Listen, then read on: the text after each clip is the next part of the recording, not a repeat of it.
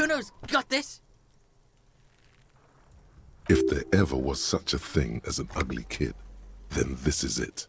He's almost exquisite in his ugliness, like a gremlin. Oh yeah, nappa gumpy, Kuno!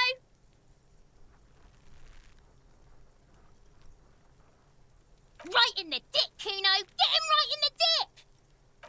It's love it in the dick. The boy is sweating profusely. His eyes are like two black holes and his jaw is twitching as if trying to break free from the empire of his body. Can't talk, pig. Shit's coming up strong. Throwing rocks. Shit coming up strong. That sounds good. Joyous. You should hang out with this kid and see what that juicy shit is all about. I mean drugs. The kid's on drugs. Yeah, Kuno! Ride the lightning, Kuno! Kuno's riding it, see? The rake, Kuno! You should throw the rake at him, Kuno! The fuck does Kuno know what a rake is? Kuno's not a gardener.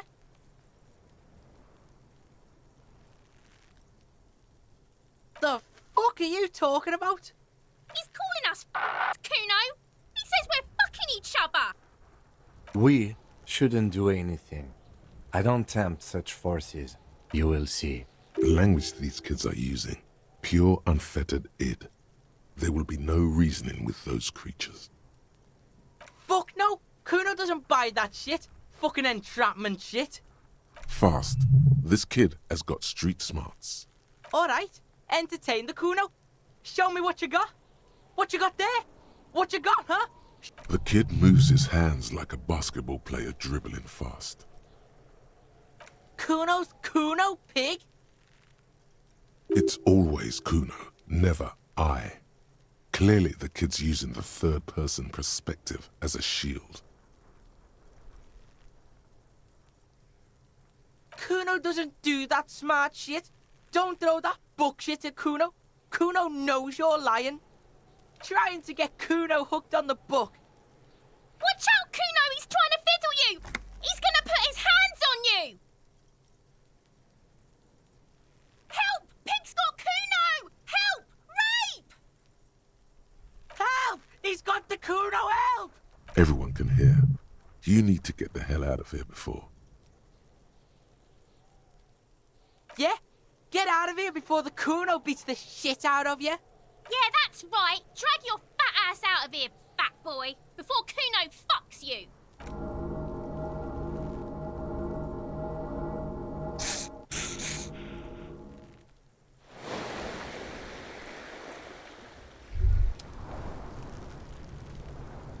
Despair creeps into you, getting fat on your weakness. You're still coming up with sentences. That's a step up from total annihilation, right?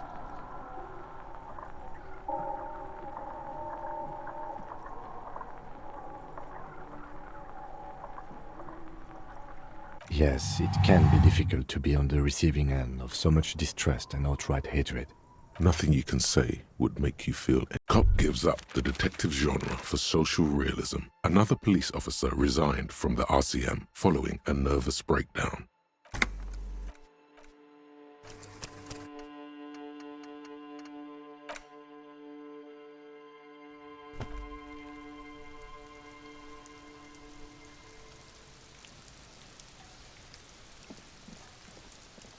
What do you see?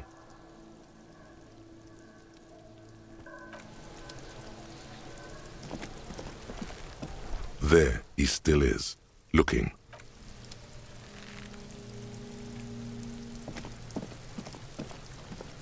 This trash container is locked. Well, it is a container. We could try using a pry bar. Or we could ask... He might...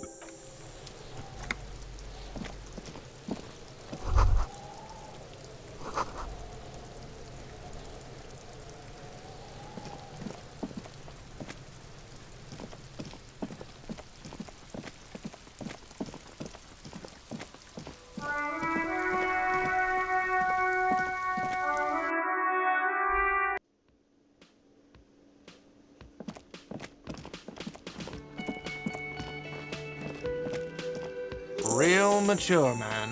What exactly were you trying to accomplish? You do understand you still owe me money, right? Damn, your feet thought we got away. What are you, brain damaged? Money is what grown-up people use to pay for things. Things like this hostel room, or 8 bottles of potent blend and 9 packs of Royal Extra. For survival, to pay me. Unless you want to become a hobo. Do you want to become a hobo? There's nowhere else to stay in Martinez, and it's a cold spring outside. Money doesn't make you happy, but it lets you be unhappy for a bit longer. If you run out of money, you die. It's like that for all of us. Me too. Yes, it is. No, you see, that's 40 cents. Cents are a form of currency 100 times smaller than the real. The cafeteria manager stands silently. Look, isn't it evil? The order of magnitude between what is asked of a person and what they have. There's a shuffle of nylon as Lieutenant Kitsuragi looks for something in the pockets of his orange bomber. You know what? The stupid drinks you've had are on the house. You know why? Because I know you can't pay for them. Not because you ran away. Now, I still have to charge you for 3 nights and the broken window. That's 100 square. Don't thank me yet. You still owe me 100 real. If you don't have it by tonight, I can't let you up there. Now, what the hell did you want? I assume you wanted something to come back here. Mine? No, it belongs to the Whirling in Rags. Thank you for clearing that up. Why do you keep the container locked? Why? To keep the hobos and drunks out. That's why. And the neighbors too. They put their trash there and they don't pay for the garbage company. I thought as much. And are you the only party with access to the trash container? Well, yes. Us and the garbage disposal company. It seems a little callous, doesn't it? Something stirs in you. Prod at him and find out. What do you need them for? It concerns the case. Please cooperate. Just bring them back once you're done, please. What thing? What are you, a cook now? That's none of your business. He wasn't pan-fried, he was lynched. What could the kitchen possibly have to do with... Fine, okay. The kitchen is closed until 1 p.m. because the cook is working. You can snoop around after that, if you must. Yes, not the whole damn union, thank God. Just the nastiest and loudest faction. They come here in the evenings. Dumb, unruly types. Think they're big shit. But they're good customers. They place big orders and always pay on time. We should find out who this Lord faction is, occupying the booth. Loudness means talkative, and we need info. We don't. We have to wait. They'll show up sooner or later. Men get hungry, even striking men. If not today, then they'll be here tomorrow. There are these things called days. You sleep between them. He's saying they'll come after you've slept. Just making clear you got that. What? By the way, you should come back to this thing-based questionnaire if you see anything interesting in the Whirling later. Absolutely. Absolutely in the question. First we find a sad banger. Then we sing this place to shit. Your body is ready, sire. Another thing. Great. Yes? Yes. Have you got it? A lot. For the room and broken window? 100 real. Like what? I was rare. By the way, where is home? The address is coming up blank, and this place sure isn't it. But you've been at this hostel cafeteria for only 3 nights. Where were you before? You had to be somewhere. Why did you say that? No, But isn't that an expression, not a place? A saying. Up on Marvel Hill, a great high place, one that is impossible to climb back to. That doesn't sound like somewhere you can stay if you run out of money.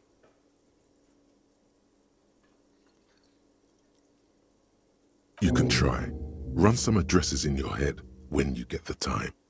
Maybe a street or an apartment will appear.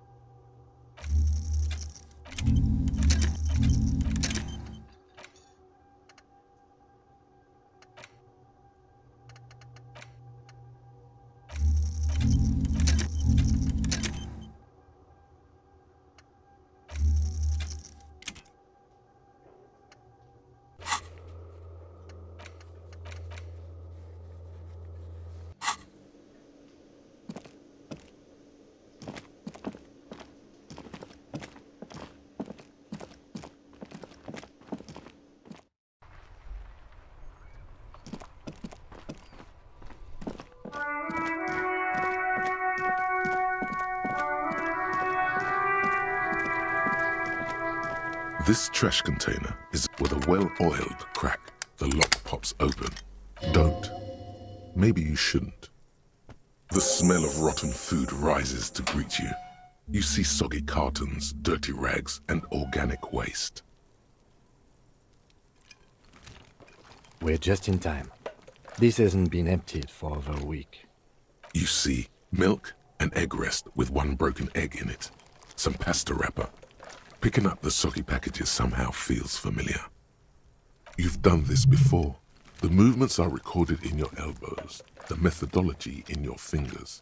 You're used to this. A box falls into pieces in your hands. Batiste Soleil cereal. There are plastic pasta packages below, and turbo noodles. Nothing of note, however. Among the threadbare kitchen towels, something catches your eye. A pair of denim trousers. As the legs of the slime-covered jeans begin to unspool from the garbage, a rank corpse smell fills the air. The victim's clothes? Cadaverine odor is faint. If these belong to the deceased, they were removed when he was still in the early stages of decay. Drop them in here, officer. Guitar-marked blue jeans. Pockets empty or emptied. He wore them with a belt, too. A white belt. The loops appear stretched, but the belt is missing. That's it. Do you see anything else in there? I have another bag here. Something slimy catches your eye. A drab, long-sleeved shirt, olive-colored, appears from the food waste, dripping with pus. This is a military-type overgarment. No label or serial number. This is the kind of rib-knit shirt that's worn over light armor to conceal it in an urban scenario. Anything more? The rest of the rags are just kitchen variety waste. A yellow old mug that catches your eye. But other than that... All right. We should go to Gart again and ask if he knows who put the clothes in the trash. It could be as simple as someone from the hostel cleaning the yard. Or that one. I'd advise against confronting that force.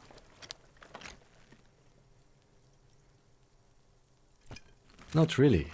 All we know is the victim's clothes are in the trash, the lid was locked, and his establishment had the key. The fuck's he on about? Kids? You hear that, Kuno? See? The lieutenant nods, then looks back into the trash container. It's just organic waste, cold and slimy on your hands. Apple and potato peels, mostly. Unidentified sludge, and the occasional chicken bone thrown in for good measure. But hey, what's this? A blue piece of plastic sticks out from the apple peels. It's shiny. Looks like the corner of something. Something larger. A clipboard. A blue plastic clipboard with moist papers hanging from it. They look badly damaged, but you can still make out forms and notes, written in a man's handwriting. Officer, is that your paperwork? It is. Look, the plastic has the RCM street grid on it. You've even got an autopsy form in there. If you don't mind me asking, how did this get in the trash?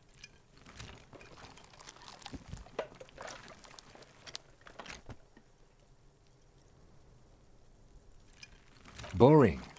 Try dangerous. You should do a thorough inventory of that. Be sure some has not fallen into the hands of the RCM's enemies, organized crime or worse. Official notes sometimes contain informants' names, even undercover operatives. It would also not hurt to start taking notes on the case. Now, tell me what your eagle eyes see. Or are we finished? Some items, such as the ledger you found, are interactable. Go to your inventory and select the Interact tab to read your paperwork. You pick out a broken mug with an oddly racist depiction of the yellow man frolicking in saffron, only in its social sensibility. The container sounds a muffled gong. That's one thing off the list. I think we got it all.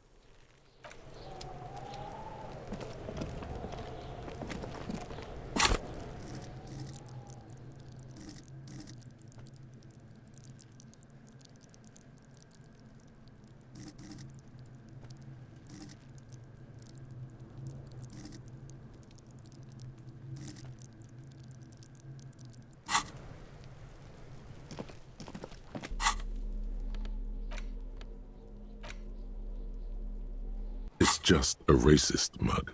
What's there to read here? Not much. Oh boy, here we go. What are you going to say about a broken, tossed-away mug that you dug out of the garbage?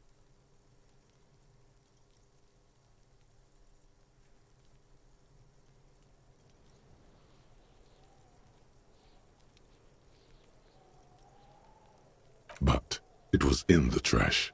Why not just call it out when you see it? It's the ledger you found in the trash. A pitiful cabbage of white and yellow papers hanging from plastic board, barely held together by a metal clip. This sad display is made complete by the faint smell of urinal. There's a piece of toilet paper, or is it cleaning tissue? No, it's toilet paper, desperately sticking to the back of the blue plastic clipboard. It's a metaphor for you. Thank you, waterlogged ledger, for spelling it out for us. It's just toilet paper sticking to the back of the plastic clipboard. You can take it off if you want. Still wet, the toilet paper peels off the plastic easily. All you have to do is shake it off with your finger and voila! The ledger now looks marginally better. An aluminium block runs the width of the board, biting down on the paperwork. Its crocodile teeth are the only thing keeping the papers together. A regular pencil, the tip worn down to nothing, has been attached to the clip. The surface is interrupted by a silvery sticker. It's rectangular, sparkling with iridescence. You don't know how you didn't notice it before. Looks like an official mark, made to be low visibility outside the right circumstances. What? That thing. It's a halogen watermark. We use it for adding information to RCM property. It depends. Aside from an anti-counterfeiting stamp, Mine has my station number and address. The information varies by date of issue. Maybe yours will have how many cases you've solved. Any capable light with the right wavelength will do. All RCM vehicles have had lights designed to reveal halogen watermarks. Mine too. This means you can read the watermarks if you just turn the lights on. Okay. While a bunch of sodden papers sag from the clipboard in your hand, they're not exactly white. They're yellowed in patches by sunlight and alcohol, and covered in dense blue handwriting. Ink escapes into watercolor patterns, reaching its tendrils across entire pages. The paper itself is checkered, with faint red lines, forming short paragraphs. Once in a while, there's a red stamp that exclaims, "Case files commit to paper." The case files themselves are plenty. You count more than 100 sodden, crumpled up, earmarked pages falling apart in your hands. They appear to be sufficiently organized and extremely dense, if mostly illegible. Work, strife, poverty, the Jamrock Quarter. These are handwritten logs of investigations dating back to January 51, this year. The exact number is hard to estimate due to missing pages and an odd naming convention. But there are at least 20, maybe 30 cases undertaken, not completed, mind you. It's the middle of March. You have attempted 2 cases a week on average. What do you mean? Is that all? Huh? 2 complex cases to undertake is a lot, yes. You really have to push yourself. I would not suggest it, lest you start making mistakes. 2? That's a lot. I didn't mean to say you are making mistakes, by the way. That was presumptuous of me. I prefer a normal caseload. It's a matter of method. Like a fan of gills, the checkered papers dry in your hand. The handwriting is extremely dense. Yes, it appears you employ a, shall we say, robust yet literary system. Each investigation has its case number written on the margins. Yet, still more tellingly, most are accompanied by a name. A title, one might say even. One that draws inspiration from Snoop fiction and Vespertine cop show staples. Yes, all caps. One is called The Next World Mural. Another, The Square Bullet Hole Murders. Another yet, The Unsolvable Case. Others appear more light-hearted. The guys on a couch in an unexpected location, and the murder at the hookah parlor, even the rare article-free collapsing tenement. It's going to take an effort to piece these case files together, but it can be done. Once you're done inspecting them up close. You mean the alphanumeric? Officer, precinct, time of arrival at the scene? Oh, you mean the titular? Yes, well, so do I. In our defense, almost everyone in the RCM does. It's a holdover from the early days of the RCM, right after the revolution, when the organization had little idea how to do things. It persists in an unofficial capacity. Officers use these titles to refer to their work among themselves. Again, in your defense, I seem to have named one the man with the hole in his head. That was a real person. His death was real. Still, I named it that. I pray his loved ones never find out. Rail spiked through the head. He died. It was a workplace accident.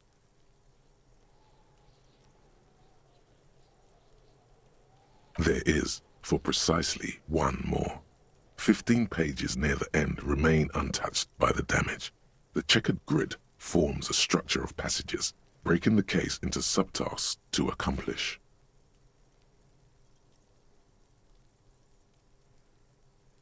Once all the tasks are accomplished, the case is complete. The tasks you've completed flow out of the kind green ape pen in a brash freehand similar to the rest of the letters. The wording comes easily. It's almost robotically simple, a language developed for mental rigor and simplicity. Inspect the victim's body. Interview the cafeteria manager. It's not exactly poetry, but poetry would be out of place. A satisfying slash sounds across the paper. You're done, it seems to say. And you, and you. Things to be done and things already done. The composition of reality. This is an extremely useful tool for a detective of the citizens' militia. Now all that remains is to name the case.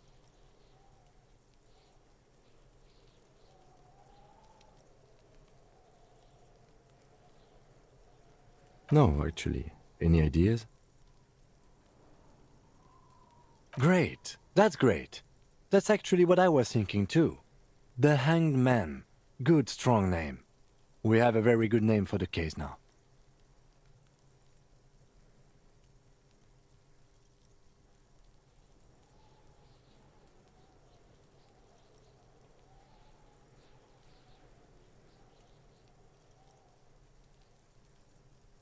I'm going to start calling it the Hanged Man.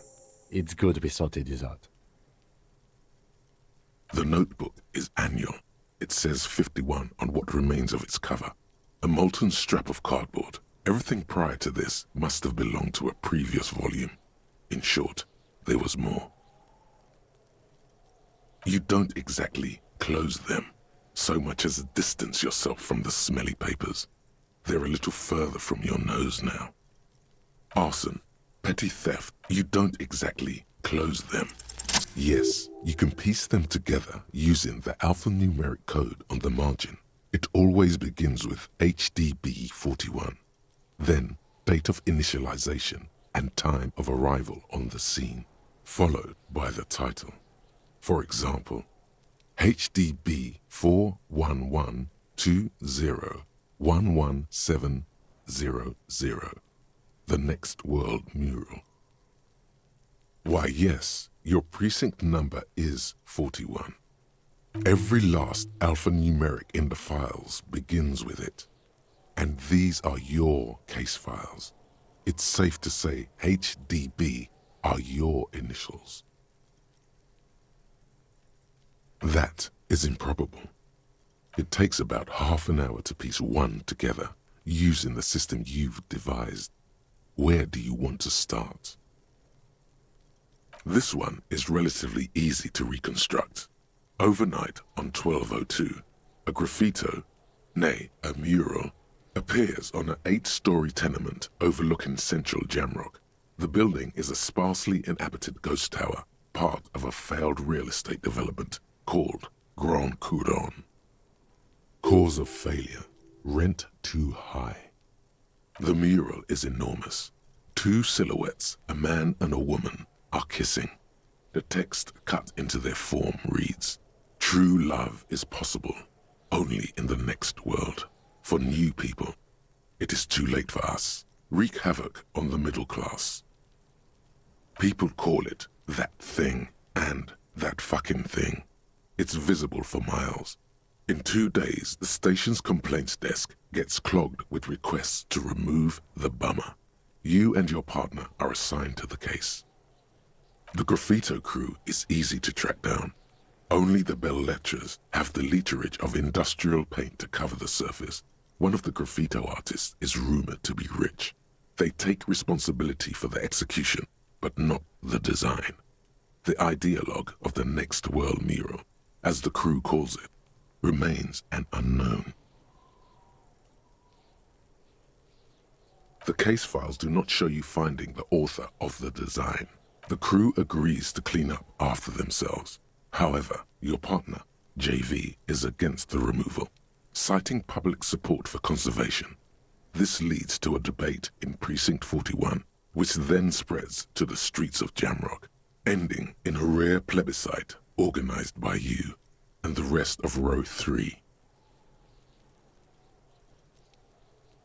The 9,000 people subjected to the mural's message, all of Lakeside, Central Jamrock, and Villa Lobos, plus half of the eminent domain, participate in the vote.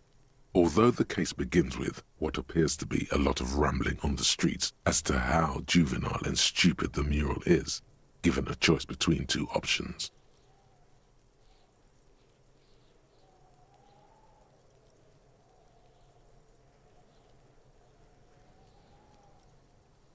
A staggering 78% of voters choose to keep it.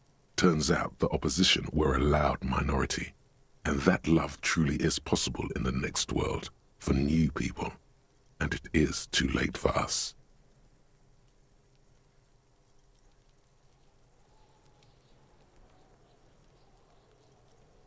Did anyone ask you what you believe in, man with the smelly toilet ledger? What do you want to tackle next? Or are we done? AKA Leslie and Burke. AKA the public indecency drunk and the property damage drunk is a cursed case. It has been passed from unsuspecting officer to unsuspecting officer for 10 years. On January 29, the unsolvable case made its way to you. Why you accepted it, it is unclear. Every officer, and indeed most civilians in Jamrock, know it's unsolvable. Leslie will always take his pants off when he's drunk. Burke will always trash everything. It's just what they do. It is their nature. You cannot change the nature of a man, and you can't lock them away because public indecency and small-scale property damage are not punishable by incarceration.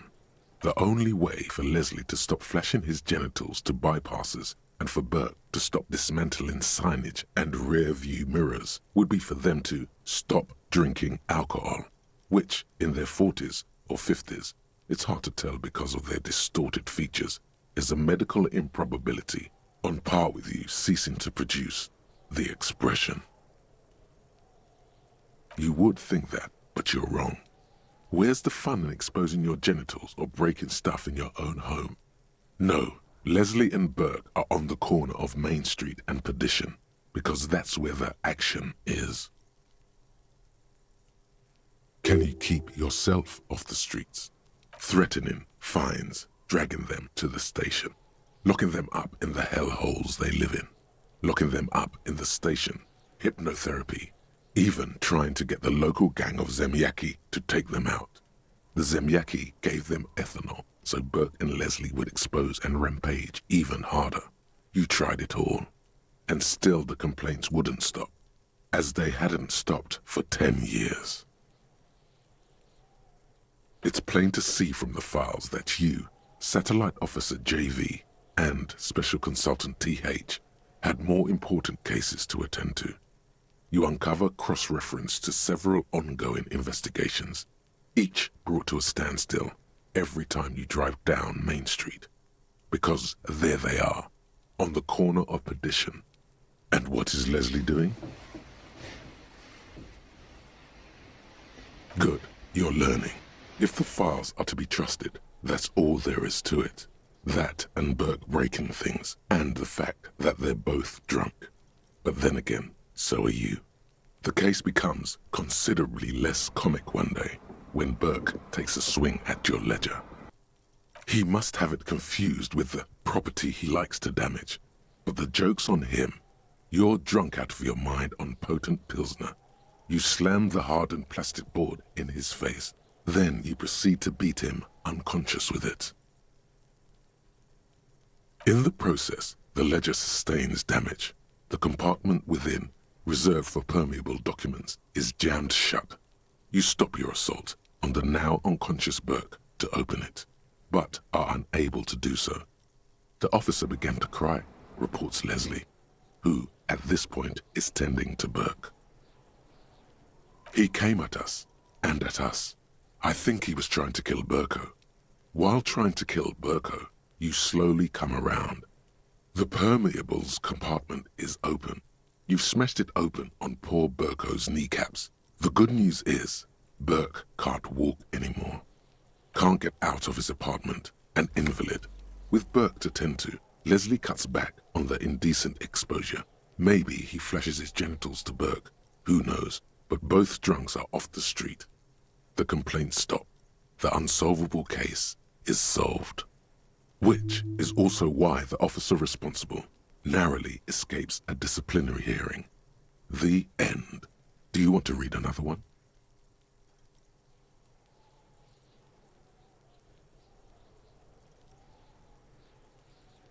It would be very interesting to read about these, wouldn't it? I mean, there seems to be a square-shaped entry wound in the victim's forehead.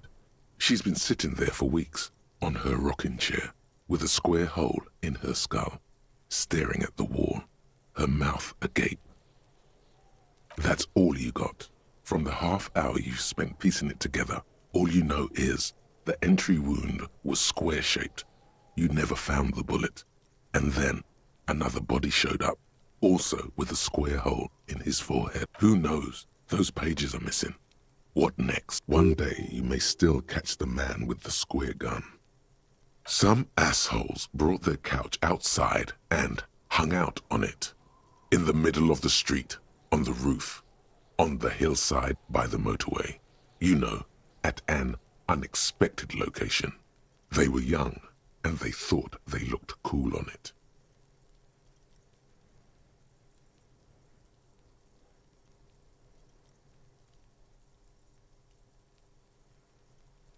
Yes, as you've said here, insufferable rock and roll assholes. Young people are the worst. So anyway, you got a complaint about the damn sofa, or couch, or whatever it was. They were leaving it out in all these unexpected and whimsical locations. They took it to, where they also took photos of themselves on it, and smoked cigarettes, and drank coffee because they felt it's intellectual. Cigarette butts, coffee cups, stupid couch. You had to clean it all up, and you did. So congratulations to you. Case solved. No, you didn't have time for that. These notes show that you have what is called a real goddamn job. You don't have time to be chasing down the couch assholes. You have a real job to do. What next? Murder. Tum tum tum. At the hookah parlor was a case originally assigned to an officer called Joseph Mills, who is now dead, of circumstances completely unconnected to murder at the hookah parlor.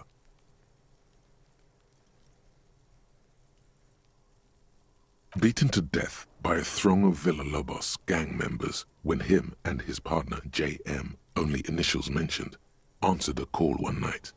It's a sad story, and it isn't really represented in your case files. Stop stalling and get to the murder at the hookah parlor. Joseph Mills was on this case that he just couldn't solve, was doing it solo, said it was a real nutcracker, a real brain twister, was on it for, like, a month. The captain got impatient. Shit or get off the pot, Mills. Mills didn't get off the pot. Not yet. He kept at it for a couple of weeks more, racking his brains, running with every theory, as outlandish as they seemed. Still couldn't solve the murder at the hookah parlor. Tough case, he said. Toughest he's ever had. No, he was awful. Awful sense of humor, too. The worst jokes you've ever heard. Really rapey. Still, he'd been on it for months now. Said it was the final case. Said it was uncrackable. That murderer had vanished into thin air.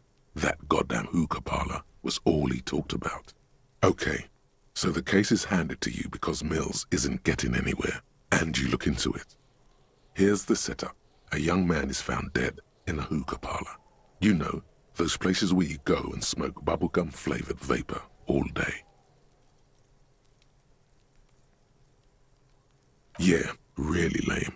So anyway, young man in his 20s found with his skull busted open, right on the floor of the hookah parlor, in the middle of the day. No one else is in there, only client that day. In perfect health, too. Some kind of movie producer. No one enters, no one exits. He's just sucking on his watermelon hookah all morning, all noon, like he usually does. He's a regular. No calls, nothing, just sucking on the hookah until 15:45. Then bam, he's dead on the floor with his skull busted open, blood everywhere. What happened? How can it be? Mills has no idea. Invisible assassin, movie deal gone sour. Girl at the counter did it. Nothing fits. Eerie. Man just dropped dead. So you go to the parlor, You see cushions around the table. Tables low, heavy, really sharp edge. See? You can't even read the thing without solving it. Yeah, it was that. Turns out hookah does do something. It turns off your brain's oxygen supply, and you don't notice it until you get up to go to the bathroom. Smoking hookah.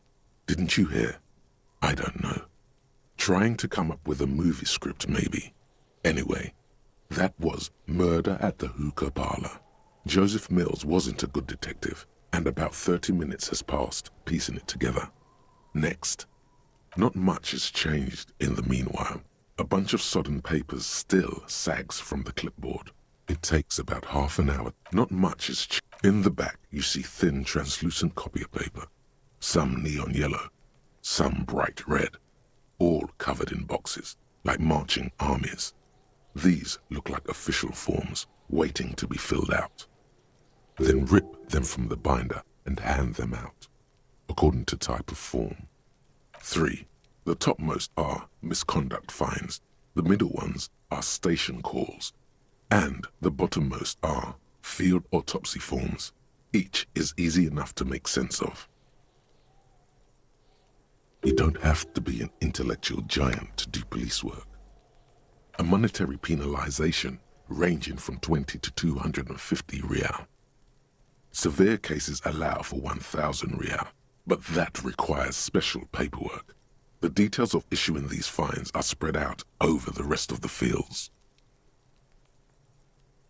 But they appear pleasantly vague. These are quite sinister in tone.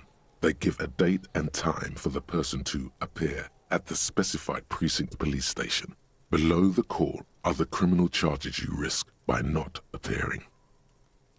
All in a print so small it could be considered downright cute. The rest of the stinking cellulose is much thin, see-through, a dozen pages of thin copy paper, bright red in color. You see the parameters of a deceased human form waiting to be filled in.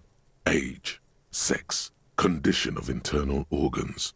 Yes, all that remains now is to fill those forms and hand them to people. Fines for wrongdoers, interview requests for bad guys, and field autopsies to dead guys. The rest of the stinking cellulose is much worse for wear. Being sandwiched between the board and the rest of the paperwork must have spared the fragile copier paper. It's made of dark blue plastic, hard enough to beat someone to submission with. The edges are rounded, however. The U4 size board feels thick and heavy in your hand. Light shimmers on its wet surface. On the back you see the embossed letters, RCM. Something rattles inside, ever so lightly. Is there a hidden compartment? And something small inside? Light, made of paper or cardboard? Or dried flowers, perhaps? Permeables. It's not hidden per se. The compartment is made for permeable materials that would get damaged if something happened to it. The plastic shimmers like lapis lazuli, but it is not see-through. You cannot see to its center. With your hands, U4 sized pages hang from the clip screwed to the top of the board. The two sides of the board appear slightly misaligned, like a drawer that's come off its slides. The slides snap back into place. It should be possible to just, without resistance or sound, the two panels move against each other. The compartment is now open. 2 ticket stubs and a handmade postcard. 2 octopuses are smiling, reaching their tentacles toward each other in the colored pencil drawings. The tickets permit access to the zoo in Revachol East. The aquarium costs extra. These let you go there too. Thin wax paper has been glued to a piece of cardboard. Sounds like leaves rustling when you pick it up. You see violet flowers, floral patterns, patches of glue. It smells of chewing gum, apricot flavored. A touch of cinnamon, the end of summer.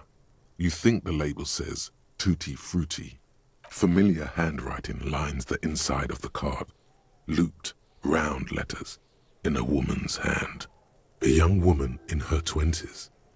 There is care, effort, and a smile, you think. Although that is not something you can read from someone's handwriting. Harry, it begins. You're already reading. I wanted to write you a letter so you can read it when you wake up. Maybe it will make you happy. Your hand shakes holding the card. Every morning when I step out and you're asleep behind me, it says, I find a little piece of sadness in me. I carry it in my chest, down Voyager Road. Every step I take, it grows. By the time I reach the fuel station, it has filled me entirely. I step onto the light rail and look back. Sparks fall from the bow collector. I know it will be like this until late afternoon, when I get off the 42 and walk back to you. You.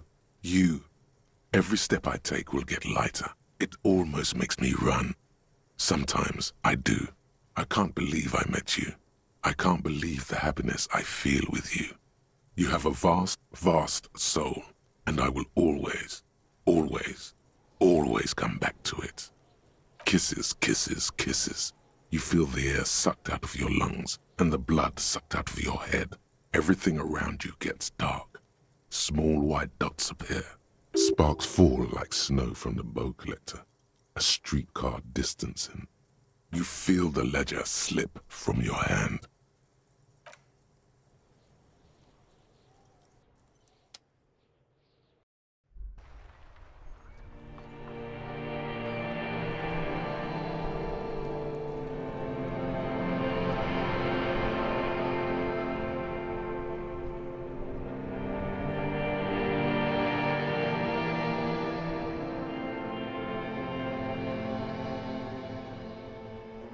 There is nothing. Again. Well, almost nothing. There is the ground below you, that's still there. And the small light that's on, fluttering, somewhere in the basal ganglia. That's me. Blue eyes, that's me. Is it? The world is gone. You are no longer reacting to outward stimuli, yet still. A bitter caustic sense of loss remains. Even in the darkness, great sorrows slip in the water. Slimy. The cool, when you're dead. Here in the paleo-mammalian cortex, we call it the shadow. Because it's always there. Tell him. Ah, yes. In the olfactory system, they call it the apricot chewing gum scented one. It's unhealthy of them to linger on it so. But as they say, what do you do? Yeah, man. Fuck everything. Total blackout forever. Bloated corpse of the past resurfacing. Beautiful. Believe me, stupid ape, its lack of beauty was not the problem. There is no Voyager Road. There are no roads, no houses, no lights in the windows. It's all on pause. Yeah, man. What was that about? You think they would let you? Until you disintegrate into biomolecules? No. Someone is breathing on your face now, inspecting your pupils. Yes, they're pouring something on you. It's in you. And It's delicious. Glowing lights on a dashboard emerge out of nothingness. In the upholstered cabin of Lieutenant Kitsuragi's motor carriage, seated in the driver's basket, the air is thick with leatherworks and heavy fuel oil. Cold water runs down your chin. Drink. Water. The water is cold, silvery, the stuff of life itself as it pours down your parched throat. The pounding in your head recedes. The darkness parts. Drink. You haven't drunk water in 2 days. Did you know the human body is not made to survive on alcohol alone? You need a secondary form of hydration. With greedy gulps, you down half a liter of cold water. Some of it spills on the driver's seat. The lieutenant pays no heed to it. What happened?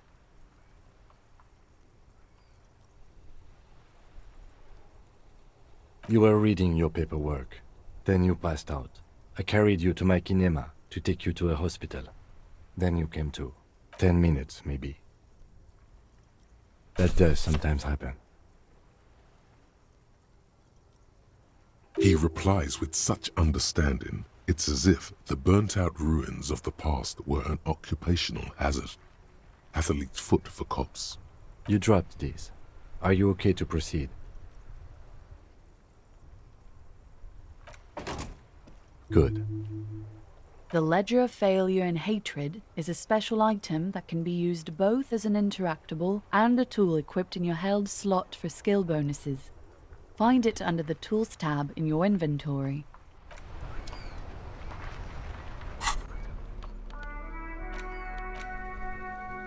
It's the ledger you found in the trash. A cabbage of papers hanging. The acidic stench of rotting food is rubbed off on the cellulose.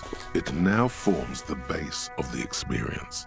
This base surrounded by a faint air of spoiled meat. The stuff of death itself. And then sprinkled liberally with the citrus zest of toilet cleaner. You know, like the bits they put into public piss bowls. Probably called Fermi Discrete or Axel or something. At some point in its journey, the ledger has seen the inside of a public toilet. Remember when I said the smell of the upstairs bathroom was so rank they should have sent a poet to describe it? Why, yes it is, among many other things. This cleaning tablet is used by the whirling in rags. Perhaps that's where the ledger was dropped in the toilet. By you. Without resistance or sound, the two panels move against each other. The compartment is now open. Inside, you see 2 ticket stubs and a handmade postcard. The words just crossed your mind somehow. Who do you think? It's slightly, ever so slightly, difficult to breathe once you've done so.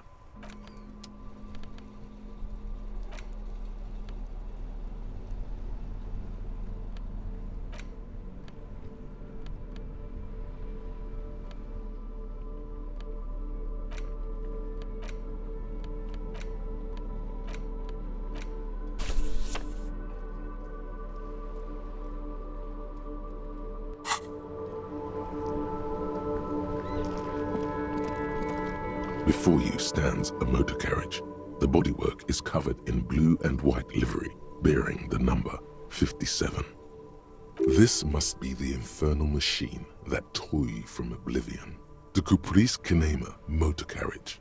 In the cabin, you are welcomed by a set of steering levers, a radio microphone on a hook, a pull-out toolbox under the seat, and the soft glow of the fuel preheater gauge. A scent of leatherwork and heavy fuel oils washes over you. A metallic drawer slides out from under the seat and clicks into place. The tools inside are neatly organized. Take what you need, officer. It's going to be a long case. I'm not protective of my tools, like some men are. He's clearly a little protective of his tools. But what the pry bar feels nice and cold in your hand, heavier than you'd think, useful for opening all sorts of doors and lids. The handles are long and sleek. Snap, snap, go the cutters in your hand. You can do good work with these. Cut chains, locks, and ropes, especially belts. It's robust, weatherproof, and well-made. Police issue, blue. Lets you see things in the dark you would otherwise miss. The pull-out toolbox slides back into its nest. Preheater gauge casts a warm glow on the steering levers and the radio on its hook. All right. Ready? I turn, you press start. It's next to the preheater. The dashboard lights up with orange glow. The rounds per minute gauge jumps, and the engine of the Caprice Canadian waking from its sleep, yawning and roaring at the same time. The lights unfold with a little click, casting electrical light onto the ground before the vehicle. There you go. I'll turn them off from the remote once you're done. We just...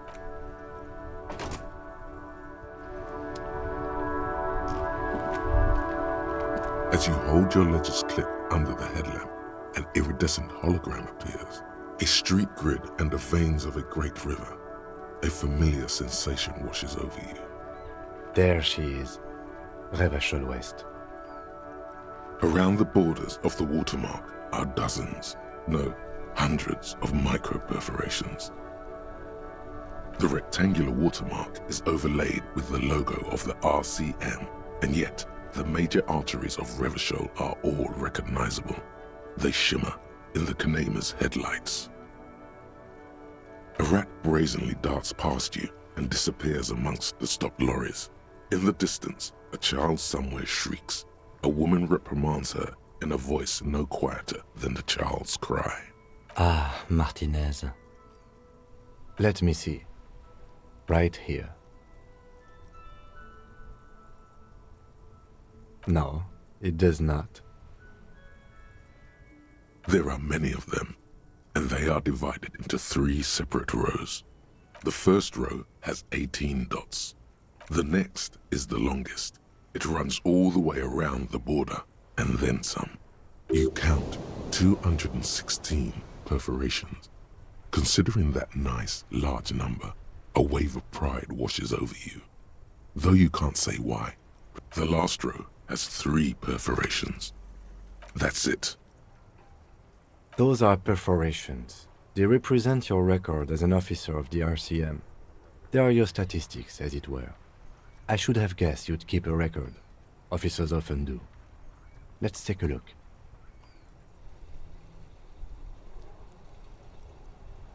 Alpha male officers who are proud of their numbers often do. It's meant. The first row represents your years of service. 18 years. Okay, not bad at all. What did you do before you volunteered?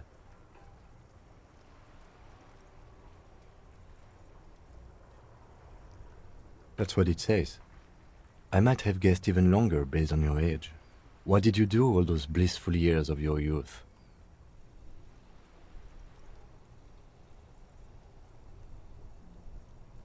Yes, that does seem quite likely.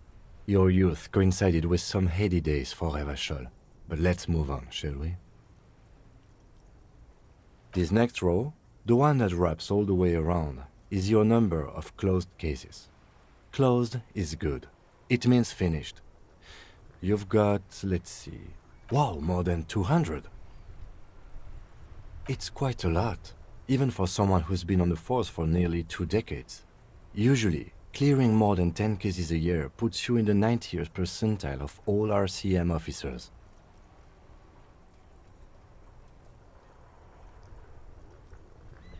Right. Those are your confirmed kills. You've got precisely 3 perforations there. For an RCM officer, especially Precinct 41, which is in the Jamrock quarter, it's rather tame. I mean that in a good way. There are certain officers who treat their kills like some kind of ghoulish game. If they do happen to solve a case, it's usually by accident. But it seems as though you are, or at least were, one of the good ones. So we have that to be thankful for. Yes. Everyone has their own method of coping. Some more effective, or self-destructive than others. Personally, I find it helps to keep up a few hobbies. Oh, this and that. Let's not get into it now. Why not gardening? You've already got the yellow gloves. The lieutenant nods. Right. I'll go turn off the lights. You can now see your statistics on your journal page, to the right of the task description.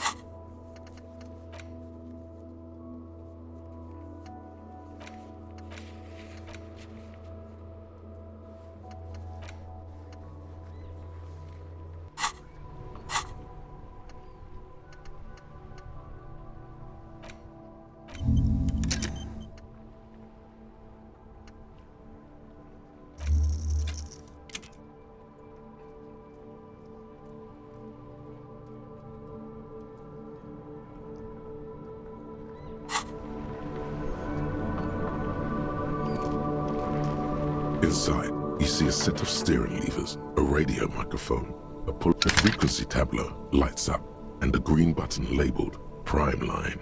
The soft purr of electrical kittens, radio waves cast far and wide over the metropolis. A woman's voice greets you through the static. This is Precinct 57. Hello, Lieutenant. How may I assist you? Hello, Alice. Please assist our colleague from the 41st Precinct here. I'm putting him on. Operating the radio is easy. Just be confident. You've probably done it 1,000 times. This is Officer Alice Demetri, Precinct 57. How may I assist you? Under the green Prime Line, a yellow saved button catches your eye. You wonder what the lieutenant's default radio station is. Of course. What is the number, officer? Yes, hold on.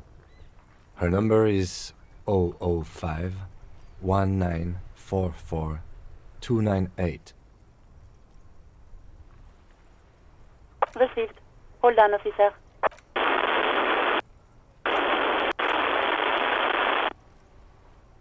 Lieutenant Kitsuragi slowly begins to tap a little rhythm with his right foot. Quite a lot of time has passed. Officer, I have Sylvie Malaika on the line for you. Yes, hello?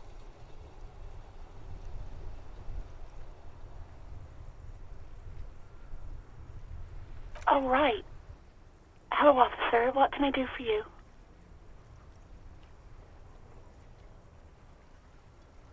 You mean, why did I leave the bar? Honestly, I'm not really comfortable discussing it with you, sir. Why not?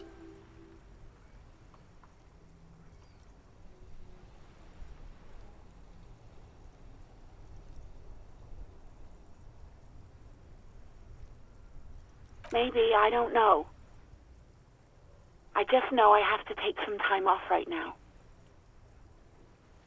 No, not me. No, sorry, I don't.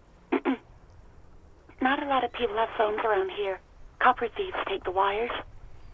People don't have the money to have the cables put in again. They use the Union's phone, or the one on the coast. So the Union has a phone, and there's one further down the coast. Got it. It was someone else. We'll find them sooner or later, officer. It just might take a while. Yeah, go on. No, I don't know. It wasn't me. I haven't been out there since. I was terrified of the stench and the corpse. Well, you tried to jam it down the toilet, sir, clogging it completely. After I had unclogged the toilet and retrieved the paperwork, I threw it out in the trash, thinking you didn't need it. I am sorry about that. Anything else, Detective? You mean, why did I leave the bar? Why not? Let's just say I left because I needed to get away from someone. You know whom? What? No, why would you even think that?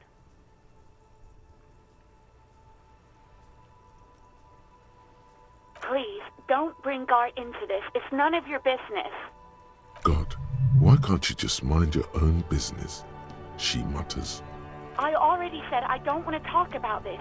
You're messing everything up again. You mean, why did I leave? Why not? Maybe, I don't know. I just know I have to take some time off right now. I do hope so. Please, don't call me again. Bye. Yes, you have obviously done something to upset her at the Whirling in Rags, when she was still working there. I'm not mad, it's just... You were so drunk and so emotional all the time, and then the skua thing happened. It just made me want to quit. The stuffed bird, the great skua. You threw it against the wall while screaming, "Fuck that bird," and laughing like a maniac. I think you said it had been giving you shit ever since you got there. It was a pretty bird, there since I started working in whirling. I really liked her. We call her Scotty. Yes, obviously. You were the worst client I've ever seen. And I have seen so many assholes in this place. I've had sailors fighting, union guys grabbing my ass, kids stealing booze. Once a guy was glued to the karaoke machine every night for 2 months. But you... well, you were worse than all of them. Honestly, you were getting borderline aggressive. Even about little things like not turning down the volume at 3 a.m. I even liked one of those songs you kept listening to on repeat. No more. I hate it now. We Go On by the O.O. I can't listen to it anymore. You've turned it into a parody. To hell with that song. Then there was your room.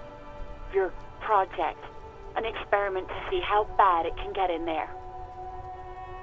I tried to send the cleaner, but you wouldn't let me. Threatened to make me understand. I had no idea what you meant, and I don't want to know. And then you screamed something about being the most boring person alive and how everyone leaves you because you're just so boring. And then I had to deal with your toilet, the one you clogged with police documents, causing water damage downstairs in the kitchen. I won't even mention you waving your gun around, harassing customers, threatening to sing karaoke, threatening to kill yourself. No, you really weren't. You were simply the worst. God, I knew I shouldn't have brought it up. Just try not to call me again, and let's pretend it never happened. Wait, really? No, this is absolutely not true. I like Guard. I really do. No, I was actually flattered. I've always liked him. It was just bad timing. With the corpse and all that. There's a pause. You can almost see her on the other side. The telephone cord coiled around her index. I didn't know what to say to him later. Then you came and destroyed the place. So I left without explaining. I should have told him maybe. Okay, but please don't mess it up. Please don't take out your gun or something. All sorts of things. Some disco, rock too. So much disco and rock. Yes, that's the one you like to sing along to the most. The later it got, the more that one came on. Interesting. You still have to find a copy though, before you can blast it. You hear a sigh of relief on the other end of the radio. Wordless, the call breaks. Then, the already familiar voice. Anything else I can help you with, officer?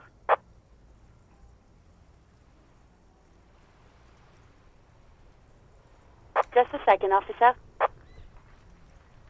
10-2, 10-5. This is 41st. Come in. Over. The man uses relay code. You got this. You're a cop, and cops know relay code. 10-4, message received. 10-5, relay message. What's your status? Over. 10-18, state your message, sir. 10-9, over. 10-4, message received. This is a very serious situation. I need to 10-22 the captain. Over. Is it him? What does he want? Says he lost his badge and needs to report it. He what? He lost his badge? Who lost his badge? Dick fucking Mullen. Who do you think? It's Officer Dick Mullen from the bestseller Dick Mullen and the Lost Identity. Dick Mullen is not your name. It's the name of a fictional detective who would not lose his badge. He says this has probably happened to other policemen before him and laughs sarcastically. Oh goddamn it! Is he fucking kidding? The whole station's gonna be dicked for this. Satellite Officer Vikmar is wondering if you might be joking and adds that this tarnishes the reputation of the entire station. Over. Mullen dicked us. 10-4, I hear you, officer. I'm just going to make a note here that you are in pursuit of your misplaced badge. Over. Fuck me. Mac, come here. You've got to hear this. Dick Mullen lost his badge. What's going on? Super Cop here lost his badge. He lost his what now? His badge. He lost his goddamn fucking badge. 10-9, come again. I didn't get that. Over. New heights even for Captain Sober. Ask him. Ask him if he's lost his gun, too. Sergeant Orson wants to know if you lost... Check your pockets. Check your... Holy fuck. You don't know where it is, do you? Okay, it's gone. Your gun is most definitely gone. 10-9, come in, officer. Did you get my question? We were wondering about your gun. Even before you can get the words out, everything gets scrambled in your brain. He says he didn't lose his gun. Or his fun, whatever that means. Ask him to describe it. His gun. Not his fun. Just the gun will do. Satellite Officer McLean requests a description of your weapon. Over. It's a single-shot kill A9. An armistice, to be precise. Says it's a kill 9mm armistice. Armistice? What, is he a fucking... Clearly he doesn't have his Villiers anymore. Dear God, he lost his gun? Oh my, I can't. This isn't really a laughing... Mac can face a giant of Coco Noor by himself. But Disco here made him piss his pants. Oh, I can't. Fuck. He lost his... Ask him if he's still got his... I'm not going to. Ask him. Sergeant Orson here is wondering if you are still in possession of your genitalia. Over.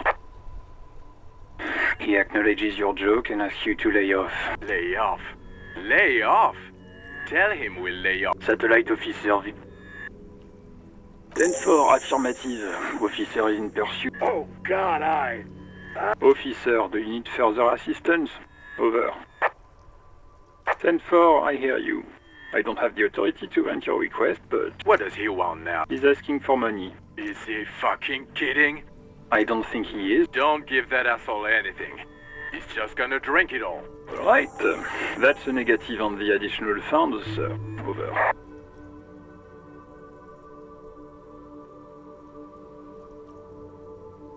He says he's in trouble. Doesn't have a place to sleep. Well, I guess he'd better crack the case before sundown then. Vicmar said... He says it's... He isn't getting a red cent. Request denied, sir. Over. Anything else, sir? Over. Okay, 10-4, sir. Wait. Before you say anything stupid, think it through. Be smart about this. 10-4, sir. I'm not hearing your question.